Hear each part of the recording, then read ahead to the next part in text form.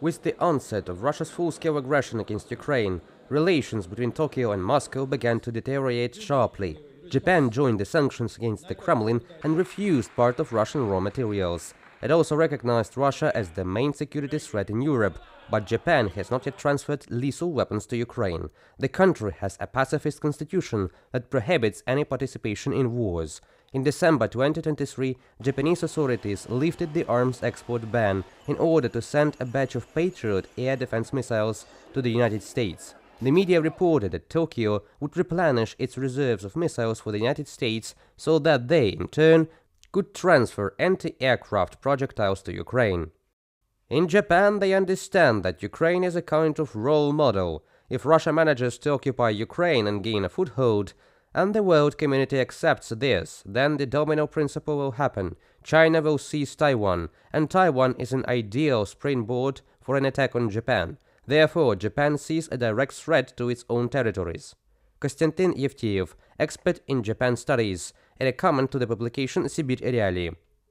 But according to experts, although Asian countries support Ukraine's fight against the aggressor, they are more inclined to help diplomatically and financially. According to analysts, this can be observed in the example of another US ally in the region, South Korea. But at the same time, experts note the influence of internal conditions on the position regarding support for Ukraine. The fact we are seeing now that South Korea is our ally and so on, this is not due to support from the public. This is due to the general foreign political line of the current leadership that they are pursuing, because they have their own geopolitical interest, because conservatives are now in power who traditionally follow in the footsteps of US foreign policy, and this largely explains the leadership's support for Ukraine.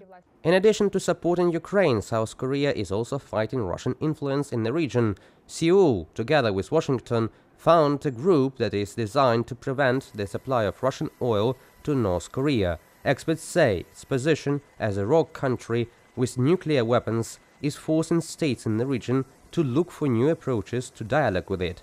Analysts emphasize that it is the North Korean factor that can diplomatically bring Asian countries closer to Kyiv and distance them from Moscow. In particular, we are talking about the six-party format of negotiations on the DPRK nuclear program.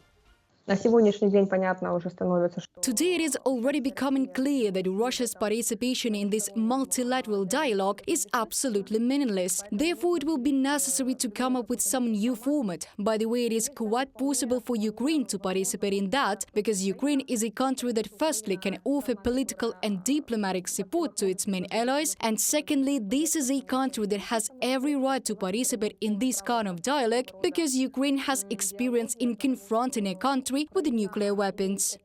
In addition, according to the Institute of Southeast Asian Studies, Russia's influence is also declining in Vietnam. Hanoi is concerned that as a result of Russia's growing dependence on China, Beijing could use its influence over Moscow to undermine Vietnamese interests. And Russia has a significant share in Vietnam's oil and gas sector. The strengthening of the Chinese-Russian strategic link poses challenges for Vietnam and provides additional incentive for Hanoi to reduce its dependence on Russia, the Institute's analysts say. Reported by Andriy Dmitrenko, Pavlo Shtermach, UATV News.